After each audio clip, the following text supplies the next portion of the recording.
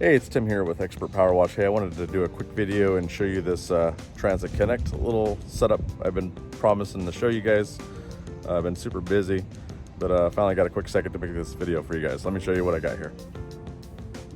All right, here's the van.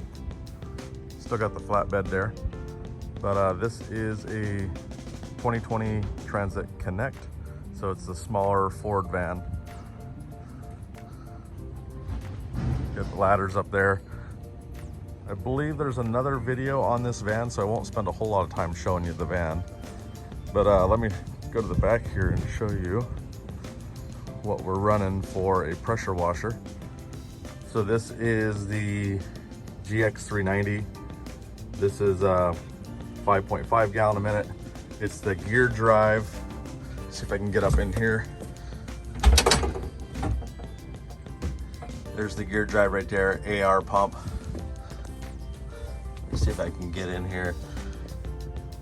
You can take a screenshot of that if you want to build something similar to this. K7 unloader, that really helps out quite a bit. I yanked off the old unloader that was on there.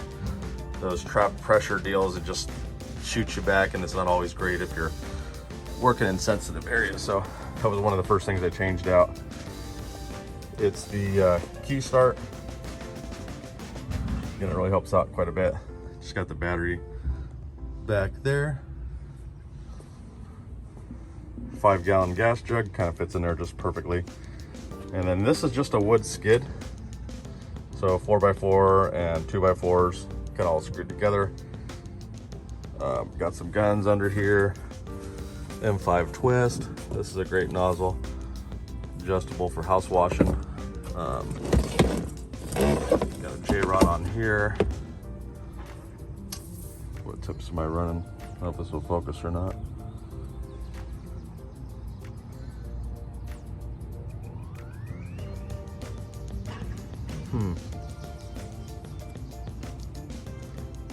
I can't get it to focus, but just call it Manatee, they'll get you hooked up. Manatee pressure washing in Florida.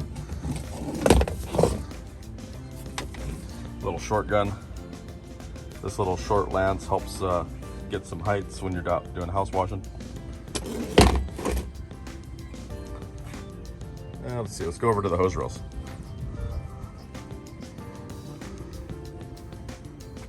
All right, these are the Titan 12s. Luckily, I got these before they went out of stock everywhere, but it's just the manuals. Here I got the Flexzilla. This is just 5/8. I usually run 3/4, but this machine does just fine on the 5/8. Down here, I got 200 feet of pressure washer hose. Got the ball valve at the end there. Still could use a swivel. I have a swivel on the 8 gallon a minute, and that really helps out quite a bit, putting a swivel right there. Let's see what else. Got a little drain right here. Little ball valve. In this little setup, I don't like to carry water in this thing. It's not gonna hurt anything because it's only a 35 gallon tank, but so that little drain hose runs over to the Y filter right there. So that's just 1-inch line coming out the bottom of the 35 gallon tank and then just into pressure washer there. All right, there's 35 gallon tank, and I'll come around the other side. I'll show you how I kind of plumbed that up, but you want to see how this works. It's pretty basic stuff. This year I used a crush proof 3/4 line. Not that that's really going to help a whole lot because there's 5/8 here, but it's what I had. I do have my hoses running through the reel. Doesn't seem to hurt a whole lot. This one mostly does like little flat work. It does do some house washing. It works just fine for house washing. Let's go around the other side here.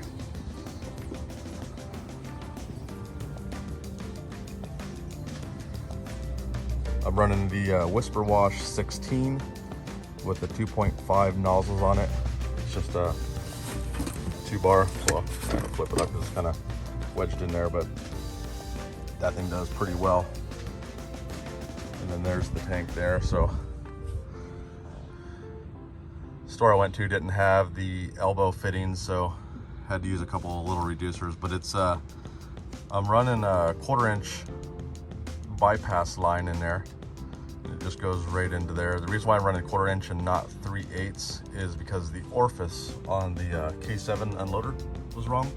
So I have a number 1 orifice. So check those on these smaller machines. You need a number 1 orifice coming out of the out as far as your bypass line. So that one, while I waited on that, I just put a 1/4-inch barb, and it stopped it from surging. So that was a little bit of a hiccup that I had trying to iron out this machine, but it runs right there. And then of course this is the Hudson float valve. So I can loosen this up right here just a little bit and then pull this off, but I don't usually ever have to do that. So it works just fine. The reason why I put it in the lid, because it is going to give it a little extra height, as you can see in there. So I'll get a little bit more in this 35-gallon tank by putting it through the lid. And then this is just a simple machine. I don't need downstream bypasses or anything like that. So right here is my pickup tube. I've done videos about these in other videos, but that's just a filter there at the end that I get from Pressure Tech. And this is a 1/2-inch riser PVC Schedule 80 that I get from Home Depot. And I just put a hole right in there, just drops in there.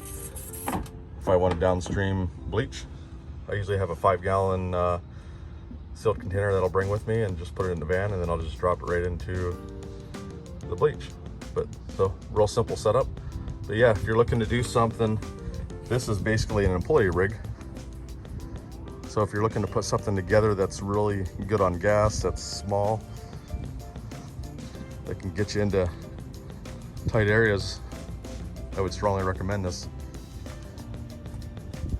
Oh, I did install a tube up there. You can get this kit right here. I believe it's a 6-inch from Amazon.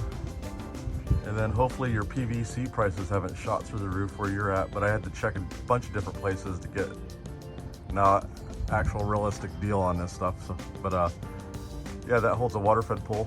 And if I'm going out window cleaning, I'll put my DI tank here, and then just my window cleaning stuff right in there. I still have the front seat. But yeah, you guys have any questions, drop it in the comments. I'm not always quick on the comments. Well, I haven't been recently. Just the season's just been wild, so bear with me. I'll get to you guys when I can get to you. But if you like the video, hit the thumbs up, hit the subscribe. I'll have more stuff for you guys in the upcoming months.